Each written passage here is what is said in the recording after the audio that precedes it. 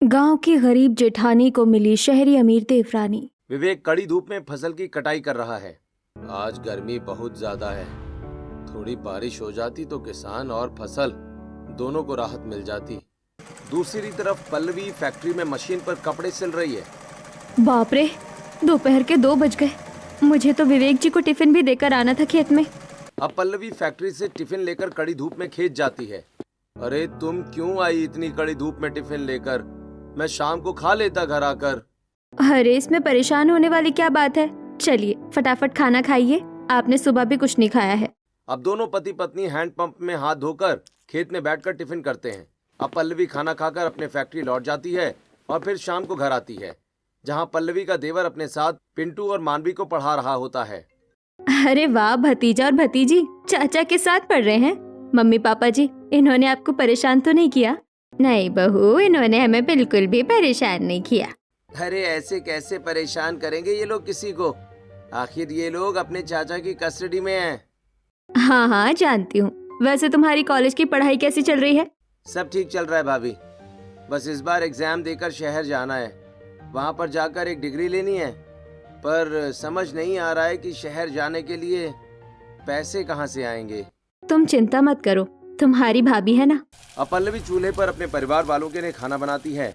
इतने में विवेक भी आ जाता है और फिर सभी एक साथ चटाई पर बैठकर खाना खाते हैं। भाभी, खाना तो आपने बहुत स्वादिष्ट बनाया है। सच में बहू, मुझे तो विश्वास नहीं होता, इतना थकने के बाद भी तो इतना स्वादिष्ट खाना कैसे बना लेती है। तेरे अंदर इतनी हिम्मत कहाँ से आती है? माँ जी, मुझे ये हिम्मत आप लोगों के प्यार से मिलती है। जब तक आप लोग मुझे प्यार कर रहे हैं तब तक मेरे अंदर की ये शक्ति कभी खत्म नहीं होगी। अब सभी लोग खाना खाकर अपने अपने कमरे में आराम करने के लिए चले जाते हैं। वहीं विवेक अपने हाथों में मलहम लेकर पल्लवी के पास आता है। पल्लवी, लाओ, मैं तुम्हारे पैरों में मलहम लगा देता हूँ। सुबह से शाम तक तुम फैक्ट्री में काम करती रहती हो, फिर रात को आकर खाना बनाती हो और सुबह भी सारा काम करके जाती हो। तुम भी इंसान हो, कोई मशीन नहीं। अरे कोई बात नहीं, मैं ठीक हूँ। कुछ ठीक नहीं है पल्लवी, मेरी मानो तो अब तुम ये नौकरी छोड़ दो। फसल की कटाई से इतने पैसे तो आ ही जाते हैं कि हमारा घर चल जाता है। विवेक जी, मैं सिर्फ घर चलाने के लिए पैसे नहीं कमा रही हूँ। देवर जी को शहर जाना है, उसके लिए तो पैसे चाहिए ही ना। अरे पर उसे शहर जाने की जरूरत ही क्या है? नहीं विवेक जी, जो गलती आपने की है वही गलती अब आप अपने छोटे भाई के साथ मत दोहराइए। अच्छी शिक्षा ना प्राप्त होने के कारण आज आप खेत में काम कर रहे हैं। मैं नहीं चाहती कि देवर जी के साथ भी यही हो। आप उन्हें पढ़ने दीजिए और आगे बढ़ने दीजिए। अब शिवम के भैया भाभी कड़ी धूप में उसके लिए मेहनत कर और पैसा जोड़ के उसे शहर बेचते हैं। बेटा शिवम, मेरा तो बिल्कुल मन नहीं कर रहा है कि तू गांव छोड़कर शहर जा। अब पल्लवी अपनी सास से, माँ जी, पिताजी, देवर जी को जितना गांव में रहना था वो रह चुके। आप भी जानती है कि गांव में उपलब्धियां हासिल करना बहुत मुश्किल है। हाँ हाँ भाभी, बिल्कुल ठीक कह रही हैं। और फिर अगर भाभी ने मेरे लिए इतनी मेहनत की है तो मुझे तो कुछ बनकर दिखाना ही होगा अपने भैया भाभी को। अब शिवम अपने से बड़ों का आशीर्वाद लेकर गांव से शहर के लिए रवाना हो जाता है। अब शिवम शहर पहुंचकर 6 महीने के अंदर अंदर मास्टर ऑफ बिजनेस में टॉप करता है और फिर एक बड़ी सी कंपनी में उसकी जॉब पक्की हो जाती है। अब ये खुशखबरी शिवम सबसे पहले अपनी भाभी को देता है। हेलो भाभी, मेरी मल्टीनेशनल कंपनी में जॉब लग गई है, तनख्वाह भी अच्छी मिलेगी। अरे ये तो बहुत खुशी की बात है। भगवान ऐसे ही तुम्हें आगे बढ़ाता रहे। चलो अब मैं ये बात माँ जी और पापा जी को बता देती हूँ। अब पल्लवी ये बात अपने घर में सबको बताती है। सभी लोग बहुत खुश हो जाते हैं। वहीं पल्लवी पड़ोस में मिठाई बांटती है। अब पड़ोस के लोग ये सब देखकर, बहू हो तो पल्लवी जैसी, जो इस घर के एक एक सदस्य को अपने जिगर का टुकड़ा मानती है और अपने देवर को तो वो अपनी पहली संतान मानती है। हाँ, तुम बिल्कुल ठीक कह रही हो। तभी तो इतनी कड़ी गर्मी में पल्लवी दिन रात फैक्ट्री में काम करके अपने देवर को शहर भेजी है। अब धीरे धीरे पल्लवी नौकरी करना छोड़ देती है। साथ ही अपने बच्चों को एक अच्छे स्कूल में पढ़ाने लगती है और फसल की कटाई के पैसे से घर का खाना पीना अच्छे से होने लगता है। पल्लवी, तुम ठीक कह रही थी।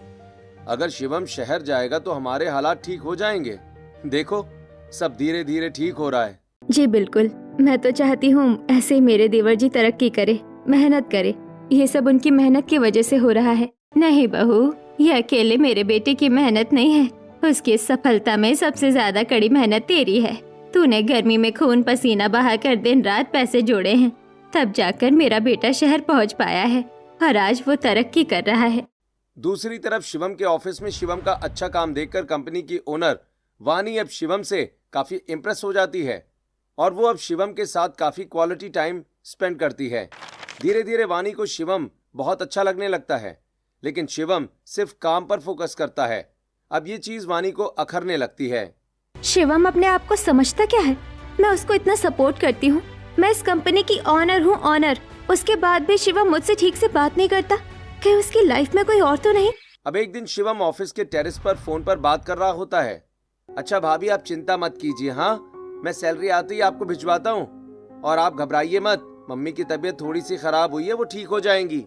अब दूर खड़ी वानी ये सब सुनकर, ओह गॉड, मैं तो फालतू में ही टेंशन ले रही थी कि शिवम की लाइफ में कोई दूसरी लड़की है, लेकिन शिवम तो अपनी फैमिली प्रॉब्लम से ही परेशान है। एक्सक्यूज मी शिवम, तुम यहाँ टेरेस पर अपनी फैमिली से बात कर रहे थे ना? मैंने सुना सब कुछ। वैसे अगर पैसों की ज्यादा दिक्कत है तो मैं सैलरी टाइम से पहले तुम्हारे अकाउंट में क्रेडिट करवा देती हूँ। अरे नहीं नहीं। अरे शिवम तुम चुप करो, मैं पैसे क्रेडिट करवा रही हूँ, तुम अपनी भाभी को ट्रांसफर कर दो। अब इस दिन के बाद वानी शिवम के साथ ज्यादा समय बिताने लग जाती है और एक दिन कॉफी शॉप में वानी शिवम से कहती है, शिवम क्या अब हम अपनी दोस्ती को प्यार में बदल सकते हैं? मुझे तुम्हारी आदत हो गई है और अब मैं अपनी पूरी लाइफ तुम्हारे साथ स्पेंड करना चाहती हूँ। अब शिवम ये सुनकर दंग हो जाता है। ये क्या बात कर रही हो आप ma'am? Call me Vani please. I can understand Vani, पर तुम्हारी लाइफ मेरी लाइफ से बहुत अलग है। तुम एक अच्छे घर की लड़की हो, ऐशो आराम में पली बड़ी हो, लेकिन मेरे साथ तुम्हें सिर्फ दिक्कत का ही सामना करना पड़ेगा। मैं हर दिक्कत में तुम्हारे साथ रहूंगी, लेकिन शादी तुमसे ही करूंगी। अब वानी की ये जिद देखकर शिवम अपनी फीलिंग भी एक्सप्रेस, ठीक है वानी, बाकी मैं कोशिश करूंगा तुम्हें कभी कोई दिक्कत ना हो। अब शिवम ये बात अपने घर पर बताता है। ठीक है बेटा, तेरी खुशी में ही हमारी खुशी है। दूसरी तरफ वानी के माता पिता, तुम पागल हो गई हो, तुम अपनी कंपनी के एक छोटे से एम्प्लॉय से शादी करना चाहती हो? मम्मी मैं उससे प्यार करती हूँ, आप एक बार उससे मिलिए तो सही, वो बहुत अच्छा लड़का है। पर है तो औकात में हमसे छोटा ही ना। कलावती, आजकल बच्चों की खुशियों में ही माँ बाप की खुशी होती है। अगर हमारी बेटी उसे पसंद करती है तो तुम कर दो उसकी शादी उसी से, वो वहीं खुश रहेगी। अब 3 से 4 हफ्ते के अंदर वानी की शादी पूरी विधि विधान के साथ शिवम से हो जाती है। वहीं वानी की माँ शिवम को देखकर, हे भगवान, मेरी बेटी को ये मिडिल क्लास लड़का कैसे पसंद आ सकता है? पता नहीं ये उसको खुश रखेगा कि भी नहीं। अब शादी करके वानी अपने ससुराल आती है और बड़ी ही खूबसूरती के साथ कलश गिराकर घर के अंदर प्रवेश करती है। चलो वाणी आराम कर लो, तुम बहुत ज्यादा थक गई हो। अब वानी एक छोटे से कमरे में आराम करती है। अब अगले दिन वानी सुबह नहा धोकर रसोई के पास आती है और फिर कुछ देर में खाना बनाकर जमीन पर चटाई बिछाकर प्लेट में परोसने लगती है और सभी सदस्यों को खाना खिलाना शुरू करती है। छोटी चाची, खाने में से तो बहुत अच्छी खुशबू आ रही है। वैसे क्या बनाया है बहू तूने? खुशबू तो सच में बहुत अच्छी आ रही है। मम्मी जी, मैंने पूरी छोले आलू की सब्जी, चावल पुलाव मिक्स वेज और नारियल की बर्फी बनाई है। अरे वाह भाई वाह, मजा आ जाएगा आज तो। अब सभी लोग खाना खाना शुरू करते हैं। तभी शिवम कहता है, खाना तो अच्छा है लेकिन मेरी भाभी जैसा नहीं है। मेरी भाभी के हाथ का खाना तो इससे भी कहीं ज्यादा स्वादिष्ट होता है। अब ये सुनकर वानी का मुंह लटक जाता है, लेकिन वो कुछ कहती नहीं। अब इसी तरह कुछ हफ्तों के बाद, अच्छा देवर जी, अब शहर कब जाना है आपको? अरे भाभी, हम लोग कहीं नहीं जा रहे हैं आप सबको छोड़कर। अब मैं यहीं रहकर वर्क फ्रॉम होम करूंगा। अब इसी तरह कुछ हफ्ते के बाद शिवम की सैलरी क्रेडिट होती है और शिवम एटीएम से सारा कैश निकालकर अपनी भाभी के हाथ में दे देता है। भाभी ये लीजिए, मेरी तनख्वाह आ गई है, अब आप अपने हिसाब से इन पैसों से घर चलाइए। अब वानी जब ये सब देखती है तो उससे बड़ा गुस्सा आता है। अब रात में वानी अपने कमरे में, शिवम तुम्हारी सैलरी आई और तुमने सारी सैलरी 1 मिनट में अपनी भाभी के हाथ में दिया और अपने हाथ में कुछ नहीं रखा। मतलब अगर मुझे कुछ चीज चाहिए होगा तो फिर मैं किससे मांगूंगी? पैसे मेरे पास हो या भाभी के पास, बात बराबर ही है वानी। तो तुम्हें जो चीज मुझसे मांगनी हो वो चीज तुम मेरी जगह भाभी से मांग लेना। अब इतना कहकर शिवम सो जाता है। अब इसी तरह एक दिन वानी के दोस्त का बर्थडे आता है और वानी गांव से शहर गिफ्ट कुरियर करने के बारे में सोचती है। शिवम मेरी फ्रेंड का बर्थडे है और मैं तो गांव में हूँ और वो शहर में, तो मैं सोच रही हूँ कि उसके लिए यहीं से गोल्ड की ज्वेलरी लेकर उसे कुरियर करवा दूँ। हाँ अच्छा है, लेकिन एक बार भाभी से पूछ लो, फिर कुछ करना। अरे ये क्या शिवम, अब मैं अपनी चीज भी उनसे पूछ कर करूँ? नहीं, पर उनसे पूछकर करना ही ठीक है। चलो तुम रहने दो, मैं पूछ लेता हूँ। अब शिवम उठकर अपनी भाभी के पास जाता है और वानी की सारी कही बातें उनसे कहता है। अच्छा, गोल्ड लेना है, ठीक है दे देना, लेकिन बजट में ही लेना, क्योंकि अभी पूरा महीना बचा हुआ है। अब दूर खड़ी वानी ये सब सुनकर चिढ़ जाती है। अब शिवम कम बजट में वानी को ज्वेलरी दिलवाता है, जिसे वानी कुरियर करवाती है। अब इसी तरह हर बार वानी को कुछ भी करने से पहले अपनी जेठानी से पूछना पड़ता था, जो उसे बिल्कुल पसंद नहीं था। तभी एक दिन वानी चिढ़कर कहती है, शिवम बस बहुत हो गया, मैं अब और इस घर में एक मिनट नहीं रह सकती। अरे पर हुआ क्या है? हुआ ये है कि तुम्हारी लाइफ में मुझे अपनी इम्पोर्टेंस बिल्कुल नजर नहीं आती। तुम सब कुछ अपनी भाभी से पूछ कर करते हो और मुझसे भी यही एक्सपेक्टेशन रखते हो। अरे मेरी कोई सेल्फ रिस्पेक्ट नहीं है क्या? और तुम्हारी सैलरी भी आती है तो तुम वो मुझे देने की बजाय अपनी भाभी को देते हो। वानी सच कहूँ, तुम्हारे कहने के तरीके से ऐसा लग रहा है जैसे मैं अपनी भाभी का गुलाम हूँ, लेकिन सच्चाई तो ये है कि मैं अपनी भाभी की पहली संतान हूँ। उन्होंने मेरे लिए बहुत कुछ किया यार। उन्होंने दिन रात कड़कती गर्मी में नौकरी की है, खून पसीना बहाया है, ताकि मैं शहर जाकर अच्छी नौकरी पा सकूं। और आज तुम कहती हो कि मैं उनसे कुछ भी ना पूछूं और ना उन्हें अपनी तनख्वाह दूं। अब वानी को ये सुनकर काफी शर्मिंदगी महसूस होती है। सॉरी शिवम, मैंने बिना कुछ जाने इतना सब कुछ बोल दिया तुम्हारी भाभी के लिए। आई एम रियली सॉरी, मुझे इतना ओवर थिंक नहीं करना चाहिए था। अब इस दिन के बाद से वानी अपनी जेठानी को समझने लगती है और उसके साथ बड़े प्यार से रहती है। अब एक दिन पल्लवी कमरे में चक्कर काट रही होती है। क्या हुआ जेठानी जी, आप परेशान लग रही हैं? देवरानी जी, देवर जी ने जो महीने भर का खर्चा दिया था, उन पैसों से मम्मी जी की दवाइयाँ आ गई, घर का सामान और कुछ पैसे खेत में लग गए। और तुम्हारे जेठ ने जो भी फसल की कटाई की है, उसके पैसे भी उन्हें मिले नहीं। और अब इस महीने बच्चों का एडमिशन है, जिसकी फीस 2 गुना बढ़ गई। समझ नहीं आ रहा है कि क्या करूं। देवर जी से भी अब दोबारा पैसे नहीं मांग सकती। अच्छा तो ये बात है, कोई बात नहीं, आप चिंता मत कीजिए, मैं अपने पापा से बात करती हूँ। अब फौरन वानी अपने पिता से पैसे की बात करती है और उसके पिता तुरंत ही वानी के फोन में पैसे ट्रांसफर करते हैं, जिन पैसों को लेकर वानी अपनी जेठानी के साथ बच्चों के स्कूल जाती है और उनका एडमिशन करवाती है। शुक्रिया देवरानी जी। अब इसी तरह वानी देखती है कि घर के सदस्य गर्मी से परेशान हो रहे हैं। जेठानी जी, मैं क्या सोच रही हूँ कि गर्मी बहुत ज्यादा बढ़ रही है, तो क्यों ना हम सभी के कमरों में एक एक एसी लगवा दे। देवरानी जी, इन सब चीजों में बहुत पैसे खर्च हो जाएंगे। पैसे की चिंता मत कीजिए जेठानी जी, शिवम जीन्स कंपनी में काम करता है, मेरे पिता उस कंपनी के ऑनर हैं। और अब जब आपने शिवम के लिए इतना किया है, तो हमारा भी फर्ज बनता है कि हम आपके लिए कुछ करें। अब वानी फोन से 2 से 3 एक्सपेंसिव एसी ऑर्डर करती है और फिर कुछ ही घंटे में सभी मजदूर मिलकर पल्लवी, वानी और गरिमा के कमरे में एसी लगा देते हैं। अब ये सब देखकर विवेक, अरे ये एसी क्यों लगवाया है, इतना पैसा क्यों खर्च किया, बिल भी बहुत आएगा। भैया आप उसकी चिंता मत कीजिए, मैं और वानी सब संभाल लेंगे। अब इसी तरह वानी अपनी जेठानी और सास को शॉपिंग भी करवाती है और फिर अब धीरे धीरे वानी अपने ससुराल वालों को उस घर से निकालने का फैसला लेती है। जेठानी जी, मम्मी जी, मैंने ना अपने पापा से बात की है एक दूसरी प्रॉपर्टी के लिए। वो घर काफी अच्छा है और इस घर से बड़ा है। अब जेठानी जी की फैमिली के साथ साथ मेरी भी फैमिली बढ़ेगी, तो मुझे नहीं लगता कि हम सब एक साथ इस छोटे से घर में एडजस्ट हो पाएंगे। पर देवरानी जी, आपने वैसे ही हमारे लिए बहुत कुछ किया है, अब इतने पैसे मत खर्च कीजिए, हम इसी घर में ठीक हैं। और कुछ दिनों में देवर जी और मेरे पति मिलकर एक अच्छा घर खरीद ही लेंगे। शिवम, अपनी भाभी को समझाओ ना, आखिर उन्होंने तुम्हारे लिए इतना किया है, तो हमारा भी तो फर्ज है ना उन्हें अच्छी जिंदगी देने का। हाँ भाभी, वानी बिल्कुल ठीक कह रही है और आप पैसों की चिंता मत करो, मैं और वानी मिलकर सब संभाल लेंगे। अब पल्लवी मान जाती है, जिसके बाद वानी 2 मंजिला मकान गांव में ही खरीदती है। अब आस पास के लोग ये सारी चीजें देखकर, बाप रे, जैसे गरिमा की बड़ी बहू पल्लवी परिवार को साथ लेकर चलने वाली थी, वैसे ही छोटी बहू भी है। देखो उसके आते ही इन लोगों की तो दिन दुनिया ही बदल गई। हाँ बिल्कुल ठीक कह रही हो तुम, ये दोनों देवरानी जेठानी तो बहुत अच्छी हैं। वही वानी अब ये सारी बातें अपनी माँ को बताती है। माँ, अब तो हमारा घर बहुत अच्छा हो गया है और अब मैं बहुत खुश हूँ। आपको पता है, मेरी जो जेठानी है ना, वो भी बहुत अच्छी है। शिवम और मैं उन्हीं से सारी चीज पूछ पूछ कर करते हैं। दूसरी तरफ वानी की माँ कलावती ये सारी चीजें सुनकर अंदर ही अंदर जल भुनकर राख हो रही होती है। हे भगवान, कहीं ये लोग मेरी अमीर बेटी का पैसा छीन कर तो नहीं खा रहे हैं? हेलो हेलो मम्मी, कहाँ खो गई आप? शिवम, मीटिंग इम्पोर्टेंट है, मैं सारे डिस्कशन अभी नहीं कर सकती। फिलहाल के लिए तुम चलो मेरे साथ। अब जल्दबाजी में शिवम गांव से शहर आ जाता है। वहाँ उसे पता चलता है कि ऑफिस में कोई मीटिंग नहीं है। वानी, यहाँ तो कोई मीटिंग ही नहीं थी, फिर तुम मुझे यहाँ क्यों लाई?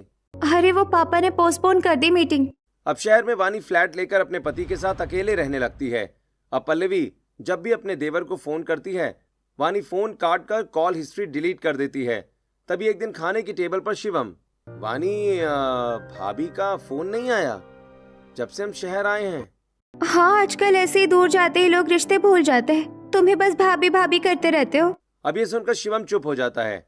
अब इसी तरह 1 महीना गुजरता है और शिवम की सैलरी आती है।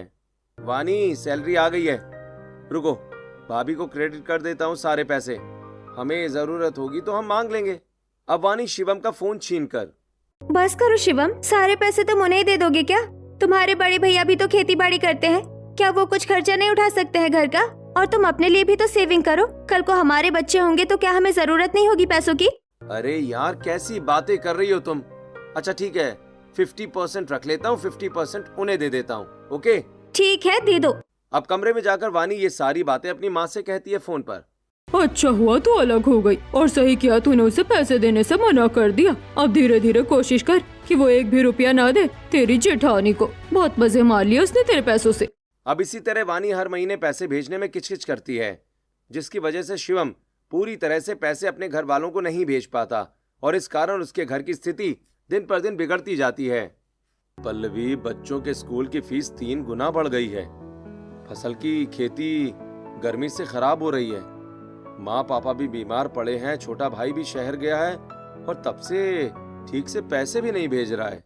बेटा मेरी बात मानो तो घर की ये कुछ कीमती चीजें बेच दो, इन सब की हमें कोई जरूरत नहीं है। अब पैसों के अभाव के कारण पल्लवी घर से सभी फर्नीचर, इलेक्ट्रॉनिक सामान बेच देती है। दूसरी तरफ वानी पैसे भेजने के नाम से, बस करो शिवम, अब तुम नहीं भेजोगे उन्हें पैसे। तुम्हें जितना करना था तुमने कर लिया। अब तुम पैसे मेरे और मेरे बच्चों के लिए सेव करोगे, नहीं तो मैं सुसाइड कर लूंगी। अब वानी की ये धमकी सुनकर शिवम बहुत ज्यादा डर जाता है और वो पैसे भेजना बंद कर देता है। वहीं विवेक की हालत गांव में इतनी ज्यादा खराब हो जाती है कि उसे अपना आलीशान मकान बेचना पड़ता है। चलो पल्लवी, बड़ा घर बेचकर हमने छोटा मिट्टी का घर ले लिया और बाकी पैसों से हमने खेती करने के लिए दूसरी जमीन खरीद ली। अब उस जमीन पर हम दोनों मिलकर खेती करेंगे ताकि 2 पैसे ज्यादा कमा पाएं। दूसरी तरफ शिवम अपने कमरे में बैठकर, कुछ नहीं बेटी, मैं सोच रही हूँ कि मैं जरा तुमसे मिलने आ जाऊँ। बहुत दिन हो गए तुझे देखा नहीं। हाँ मम्मी, आइए ना, ये तो बहुत अच्छी बात है। अब 1 से 2 दिन के बाद कलावती वानी से मिलने उसके ससुराल आती है। अब कलावती देखती है कि घर काफी बड़ा है और घर में काफी फैसिलिटीज उपलब्ध हैं। हे भगवान, जिस बात का डर था वही हो रहा है यहाँ तो। ये लोग तो 1 नंबर के फकीर चंद थे। पक्का ये घर मेरी बेटी के पैसों का ही है। अब पल्लवी बड़े ही प्यार से आकर अपनी देवरानी की माँ के पैर छूती है। अरे आप अभी तक खड़ी हैं, आइए बैठिए ना। वानी, तुम भी बैठो, मैं चाय नाश्ता लेकर आती हूँ।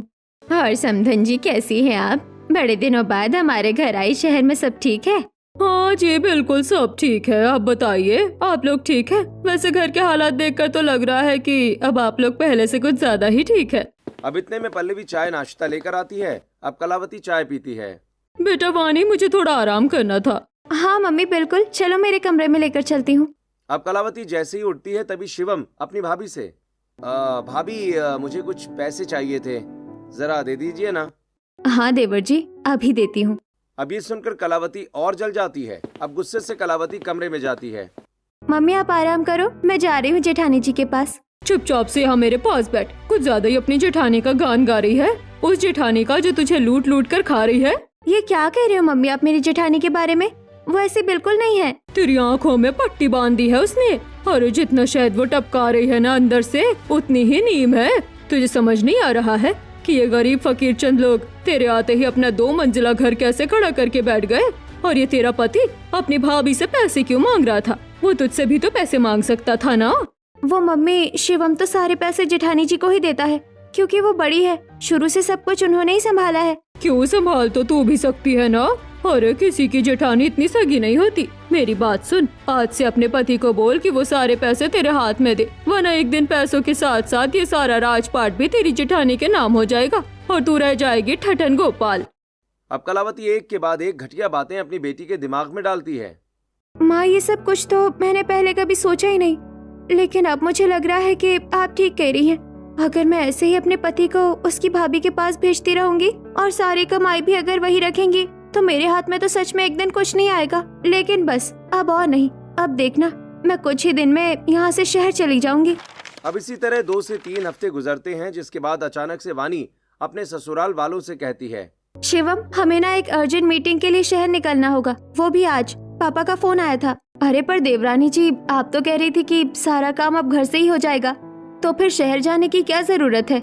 हाँ भाभी बिल्कुल ठीक कह रही हैं। और वानी, तुमने इस मीटिंग के बारे में मुझे पहले तो बताया नहीं। अब अचानक से ऐसी कौन सी मीटिंग आ गई है? जेठानी जी की तो जान सूख रही है कि अगर हम चले जाएंगे तो उनका खर्चा पानी कैसे चले। वानी, आज मैं भाभी माँ को वीडियो कॉल करूंगा, उन्हें देखे बहुत दिन हो गए। अब इतना कहते ही शिवम अपनी भाभी को वीडियो कॉल करता है। पल्लवी कॉल उठाती है। वहीं शिवम अपनी भाभी और भैया को मिट्टी के घर में देखकर हैरान हो जाता है। भाभी, ये क्या है? आप इस छोटे से मिट्टी के घर में? भैया, ये सब क्या है? अब विवेक कुछ बोलता उससे पहले ही पल्लवी फोन काट देती है। अरे पल्लवी, तुमने फोन क्यों काट दिया? मुझे उसे चीजें बताने तो देती कि हम किस परिस्थिति से गुजर रहे हैं, और ऐसी स्थिति में भी वो हमें 1 रुपया नहीं भेज रहा है। आखिर कर क्या रहा है शहर जाकर? हाँ, आखिर बहू, तुमने उसके ऊपर इतने पैसे खर्च किए हैं, वो इतना बेईमान कैसे हो सकता है? अरे रहने दीजिए, वो शहर में रहता है, शहर में 36 टेंशन होती है, आप उसे कुछ मत बोलिए। अब पल्लवी दोबारा फोन करती है। क्या हुआ था भाभी, आपने फोन क्यों कट कर दिया था? और आपने बताया नहीं कि आप इस छोटे से मिट्टी के घर में क्या कर रही हैं? हमने तो दूसरा नया घर ले लिया था ना। हाँ, वो उस नए घर से खेत आने में बड़ी दिक्कत होती थी, इसलिए हमने अपने खेत के पास ही एक छोटा सा मिट्टी का घर ले लिया है ताकि हमें दिक्कत ना हो। अब दूर से वानी ये सब सुनकर, देखा, मुझे तो पहले से ही पता था कि मेरी जेठानी अंदर ही अंदर पैसे जोड़ रही है, तभी तो दूसरा मकान भी ले लिया। सही कह रही थी मेरी माँ कि ये चालाक है। अब इसी तरह कुछ हफ्ते और गुजरते हैं। धीरे धीरे पल्लवी के खाने पीने में भी लाले पड़ने लगते हैं। वहीं अब वानी अपनी मर्जी से शॉपिंग करती है, अपने दोस्तों के साथ पार्टी करती है और अब सारे फैसले भी खुद ही लेती है। तभी एक दिन शिवम गांव जाने का प्लान बनाता है, जिसे सुनते ही वानी कहती है, कोई जरूरत नहीं है कहीं जाने की, क्योंकि अभी बिजनेस में पापा को थोड़ी हेल्प की जरूरत है। अभी मैं तुम्हें कहीं नहीं जाने दे सकती। अब शिवम ये सुनकर चुप हो जाता है। दूसरी तरफ अब पल्लवी भी अपने पति के साथ खेत में जाकर फसल की कटाई करती है। पल्लवी, पता नहीं किसकी नजर लग गई हमारी खुशियों में। सब कुछ ठीक होने के बाद भी हम फिर से वहीं आ गए जहां से हमने सब शुरू किया था। कोई बात नहीं विवेक जी, सब ठीक हो जाएगा। अब धीरे धीरे गरिमा के साथ साथ दीपेश की भी सेहत उम्र के साथ साथ बिगड़ने लगी थी। इलाज करने के लिए घर में कुछ ज्यादा पैसे भी नहीं होते। तभी विवेक परेशान होकर अपने छोटे भाई को फोन करता है, लेकिन फोन वानी देख लेती है और जानबूझकर कॉल कट कर देती है। ये मेरे पति को क्यों फोन कर रहे हैं? पक्का फिर से ये लोग मेरे पति से पैसे मांगने वाले होंगे। चलो, मैं तो कॉल उठाऊंगी नहीं और कॉल हिस्ट्री भी डिलीट कर दूंगी ताकि शिवम को भी कुछ पता ना चले।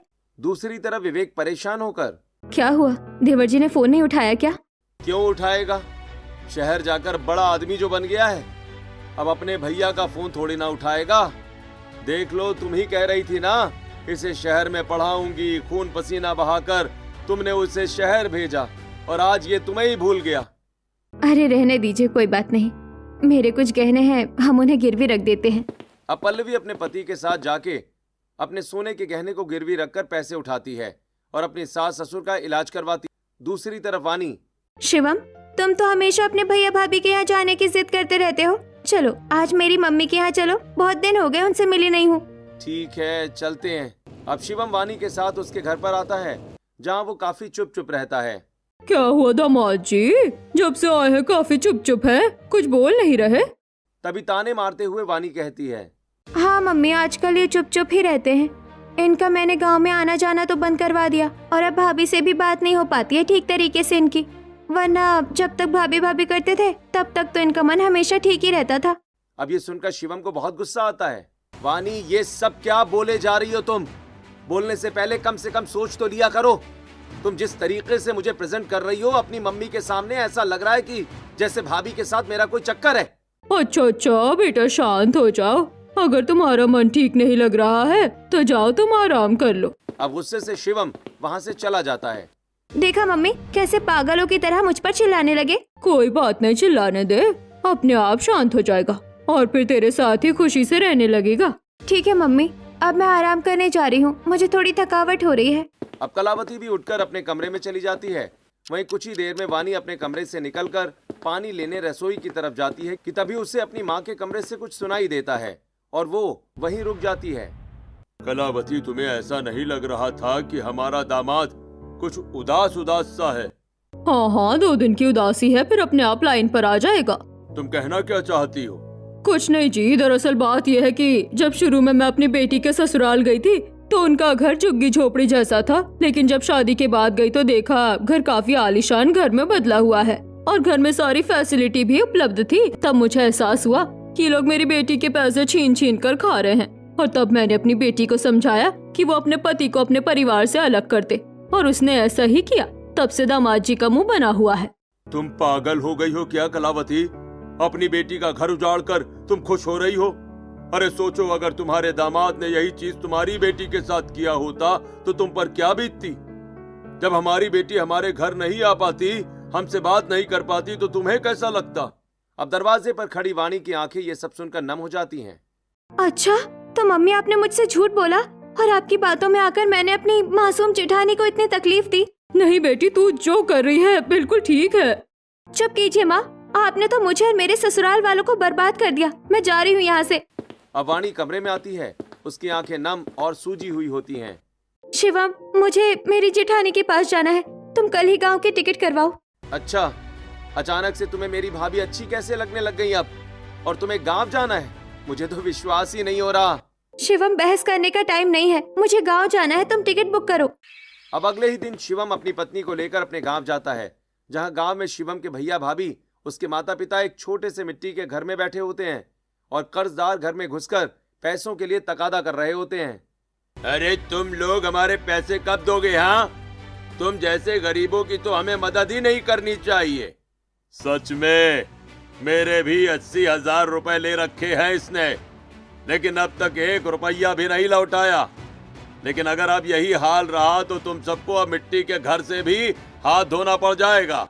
अरे कौन है आप लोग? ऐसे कैसे बात कर रहे हैं मेरी जेठानी और जेठ जी से? कितने पैसे चाहिए आपको? शिवम, अभी इनके पैसे इनके मुंह पर फेंक के मारो।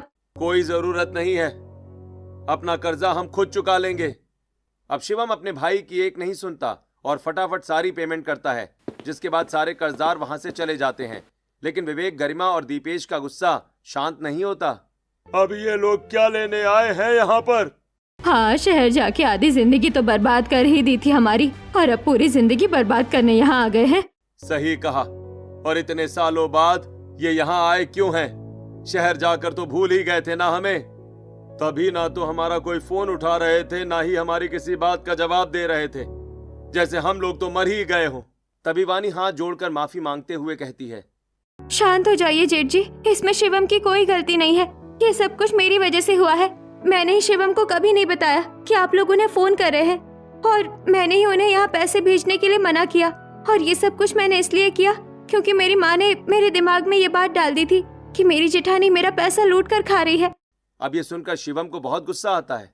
अच्छा, तो ये कारण था जिस वजह से तुम मुझे ना तो मेरी भाभी से मिलने दे रही थी और ना ही तुम मुझे यहाँ पैसे भेजने दे रही थी। अरे तो अपनी माँ की बात जब मान ही ली थी तो अब यहाँ क्या करने आई हो? अरे तेरी माँ की हिम्मत कैसे हुई मेरी गाय जैसी बहू पर लालचन लगाने की? अरे मेरी इस बहू ने ही तुम्हारे पति को मेहनत कर कर पढ़ाया लिखाया है, तब जाकर वो आज इतने पैसे कमा रहा है। माँ जी, पर इसमें देवरानी जी की क्या गलती है? गलती तो उनकी माँ की है, जिन्होंने इनके दिमाग में ये फिजूल की बातें डाली है। ये तो बच्ची है, इनकी उम्र ही क्या है अभी। जेठानी जी, आप बिल्कुल ठीक कह रही है। मैं सच में उस वक्त कुछ समझ नहीं पाई थी, और अब तो मुझे शर्मिंदगी महसूस होती है कि मेरी माँ की सोच कितनी छोटी थी, और फिर उसी छोटी सोच की वजह से मैंने आप लोगों को इतनी तकलीफ पहुंचाई। लेकिन अब आप सभी मुझे माफ कर दीजिए। मैं आप लोगों से हाथ जोड़कर माफी मांगती हूँ। अब वानी को उसकी गलती का एहसास होता देख घर के सभी सदस्य वानी को माफ कर देते हैं, जिसके बाद शिवम और वानी मिलकर फिर से अपना एक दूसरा घर लेते हैं। और इस बार वानी गांव में ही अपना बिजनेस खोल लेती है। जिससे वानी के पति के साथ साथ उसके जेठ भी बिजनेस को संभालने लगते हैं और पूरा परिवार एक साथ रहकर खुशहाल जिंदगी बिताने लगता है।